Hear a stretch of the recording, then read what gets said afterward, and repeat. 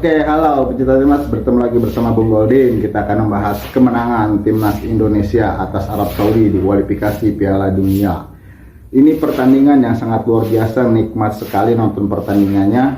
Marcelino menjadi pembeda di laga ini, berhasil mencetak 2 gol, memastikan kemenangan timnas Indonesia melawan Arab Saudi di kandang, yaitu di GBK.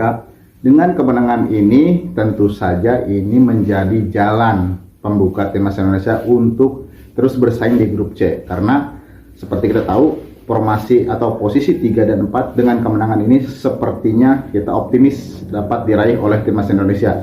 Melihat juga pertandingan yang lain, Cina gagal menang, kalah oleh Jepang, kemudian Australia kita mendapatkan angin dari Australia ini ya, berhasil menahan imbang Bahrain, yang artinya kedua tim ini tidak ada yang menjadi pemenang, tidak ada yang merebut 3 poin. Poinnya hanya 7. Selisih dengan timnas Indonesia ini cuma 1 poin untuk peringkat kedua. Bukan tidak mungkin nanti dengan penambahan pemain yang baru, timnas Indonesia nanti bisa saja menyodok ke posisi kedua atau lolos otomatis ke Piala Dunia. Tentu saja kita berharap ini akan terjadi ya. Jadi Indonesia tidak perlu repot-repot mengikuti round keempat kalau misalkan ini kejadian bisa menahan Australia. Kalau untuk lawan Jepang kita lupakan saja, karena kita sulit lah untuk menghadapi Jepang, karena di grup C ini memang Jepang superior sekali, sudah mengumpulkan 16 poin. Saya yakin Jepang akan menjadi tim pertama yang lolos ke Piala Dunia di grup C ini dan menjadi juara grup. Ini saya ingin menyinggung juga sisi permainan ya. Kita berbicara sisi permainan. Ketika pemain-pemain timnas Indonesia masuk ke lapangan, aura kemenangannya itu sudah terasa sekali dengan cara Marcelino Ferdinand di menit pertama itu sudah mendapatkan peluang, kemudian disusul oleh peluang-peluang lainnya yang hampir saja menjadi gol. Orat Mangun memiliki peluang, kemudian Rafael Strike di depan sudah memiliki peluang juga. Hanya saja memang finishing ini belum sebagus yang kita harapkan ya, tapi tetap saja dengan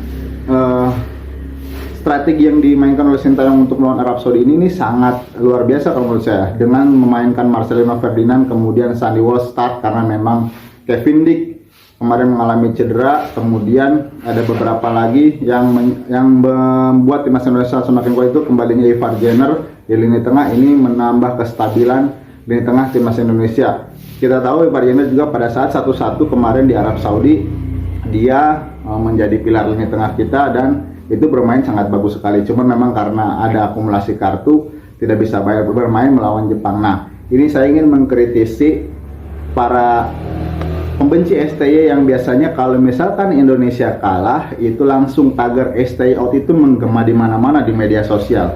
Tapi ketika timnas Indonesia meraih hasil positif itu sepertinya tidak terdengar, bahkan menghilang kalau menurut saya, tidak ada. Jadi menurut saya begini ya, ketika kita kalah lawan Jepang, ingat teman-teman, Jepang itu bukan Laos, Jepang itu bukan Vietnam, Jepang adalah Jepang. Makanya nggak apple to apple, atau kita mengcompare Indonesia kalau oleh Jepang langsung STY itu tidak tidak seimbang.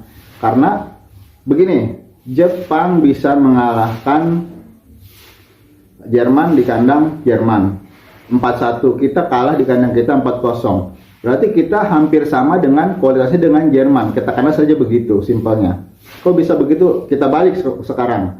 Indonesia berhasil mengalahkan Arab Saudi. Arab Saudi bisa mengalahkan Argentina. Berarti kita lebih baik dari Argentina. Kan begitu kalau misalkan kita mau compare mah.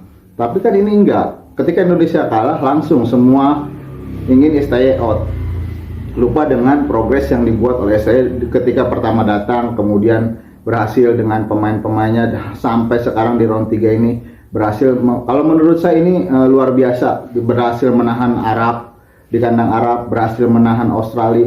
Mereka itu langganan Piala Dunia, bukan Laos, mereka itu bukan Myanmar, kan kurang apa lagi.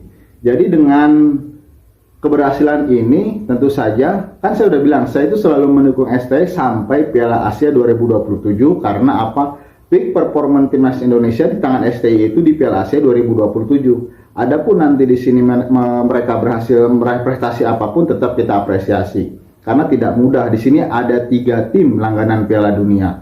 Kemudian Bahrain juga bukan tim yang mudah dikalahkan. Cina juga memiliki tradisi Piala Dunia. Indonesia ranking 130 dunia ikut di round 3 ini baru pertama kali, kalian langsung pengen hasil instan, langsung ingin jadi juara. Tentu saja tidak seperti itu. Semua itu ada prosesnya. Proses Pak Erick Thohir juga sudah mengatakan hanya fokus ke round 4, minimal peringkat 3 atau peringkat 2. Syukur-syukur bisa peringkat 2. Kan itu sambil berjalan kita melihat seperti apa langkah timnas Indonesia di fase grup kualifikasi Piala Dunia ini. Kalau misalkan bisa lebih tinggi, kenapa tidak? Kalau misalkan tidak bisa lebih tinggi, ya minimal kita masuk ke round 4. Kan seperti itu. Dengan penambahan pemain baru, timnas Indonesia nanti akan semakin kuat. Diharapkan nanti di round 4 atau babak playoff, timnas Indonesia mampu di situ masuk ke Piala Dunia. Jadi kan seperti itu. Tidak Indonesia kalah lawan Jepang langsung stay out di mana-mana. Ada juga pandit senior. Saya kira ini pandit senior pintar, ternyata goblok juga ya, Pin. Jadi dia mengatakan di salah satu TV nasional, ditanya bagaimana kemarin pada saat Indonesia melawan Arab Saudi, ditanya kira-kira Indonesia nanti menang skornya berapa kosong. Jawabannya apa? Pasti Indonesia bermain dengan parkir bus. Itu kan parkir bus itu kan bagian dari strategi sepak bola. Mau parkir bus, mau parkir hotel, mau parkir planet, yang penting kan hasil yang didapatkan itu positif. Saya itu kadang-kadang bingung kenapa dia selalu diundang di stasiun TV, padahal kalau menurut saya dia itu cuma ngejudge timnas Indonesia tanpa memberikan apapun. Lebih baik mengundang saya, yang ibaratnya walaupun saya tidak tahu mengerti sepak bola, tapi saya selalu mendukung timnas Indonesia dengan pikiran yang jernih, dengan pikiran yang positif.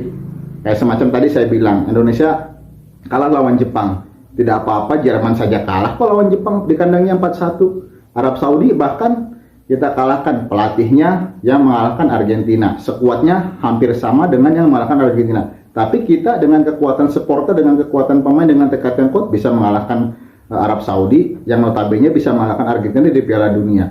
Tentu saja kan dengan melihat ini kita sudah berada di level Piala Dunia. Hanya saja mungkin karena kebiasaan kita belum terbiasa, jadi masih kadang bagus, kadang tidak. Saya ingin menyoroti juga ketika Indonesia melawan Cina itu kalah. Banyak yang mengatakan salah strategi lah, inilah itulah. Kalau saya berpikir positifnya apa? Indonesia pasti kelelahan. Karena apa? Perjalanan dari Bahrain ke Cina itu membutuhkan waktu, itu sudah mengurangi tenaga pemain Indonesia. Kenapa seperti itu? Kejadian pada saat Arab melawan Indonesia, dia bertemu Australia di kandang Australia, kemudian dia langsung terbang ke Indonesia, istirahat sebentar, akhirnya apa? Permainannya juga kan tidak maksimal. Jadi faktor seperti ini kita harus lihat, jangan ketika Indonesia kalah segala apalah di otak-atik, yang ini Sintayong salah ini. Kadang-kadang netizen Indonesia ini lebih pintar daripada pelatihnya. Padahal Sintayong yang setiap hari bersama pemain, dia ngerti apa yang harus dia jalankan, strategi, dia sebenarnya lebih ngerti. Tapi kadang-kadang netizen ini lebih pinter, copot STY, ganti STY, hashtag STY out. Emang kalian yang ngegaji? Kan ada Erick Thohir. Pemilihan pemain itu hak prerogatif dari pelatih. Bahkan misalkan Pak Erick Thohir intervensi, itu sudah tidak sehat buat timnas Indonesia, karena itu udah menjadi tanggung jawabnya pelatih siapa yang dimainkan. Kan ini ada Eliano. Kalau menurut Sintayong, Eliano belum bisa bermain, percayakan saja kepada Sintayong. Dia yang lebih mengerti sepak bola, dia yang lebih mengerti kebutuhan tim dan segala macamnya. Kan Pak Erick sudah bilang kita membutuhkan 11 kali 11. Kemungkinan nanti ada yang cedera, baru bisa Eliano menjadi super sub-nya. Jadi tidak semua serta-merta pemain naturalisasi itu harus dimainkan. Tergantung strategi dan juga kondisi pemain itu harus kita perhatikan. Melawan Jepang siapa yang dimainkan? Oh, kemungkinan ini. Kemudian melawan Arab Saudi sepertinya kita bisa melawan, jadi kita bermainnya seperti ini. Kan seperti itu harusnya kalau misalkan kita berpikir jernih tentang sepak bola, tidak semata-mata bentar-bentar ganti STY, sebentar ganti STY. Bang Pamungkas juga pernah berkata, ketika kita mengganti pelatih baru, maka sistemnya baru, maka kita akan kembali ke nol lagi. Kalian mau timnas Indonesia ke nol lagi, kemudian dibantai oleh tim-tim yang sekarang bermain dengan timnas Indonesia di grup C ini? Kan tidak seperti itu. Harus berpikir kita panjang ke depan. Bagaimana caranya timnas Indonesia bisa performance dipertahankan atau ditingkatkan untuk di grup C ini, lebih konsentrasi. Kan saya sudah bilang, belum tentu ketika STY diganti, timnas Indonesia akan semakin baik. Contohnya apa? Arab Saudi ganti pelatih, kalah oleh Indonesia. Australia diganti pelatihnya, tidak bisa meraih hasil maksimal juga di kandang Bahrain. Kan seperti itu. Itu sudah menjadi contoh. Kita jangan mengikuti hal yang seperti itu. Kita pertahankan STY dengan menambah kekuatan-kekuatan baru.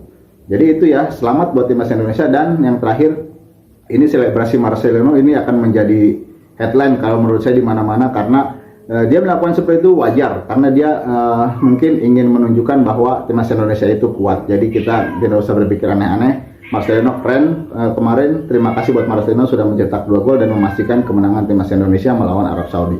Jadi cukup sekian saja menurut saya. Salam timnas Indonesia.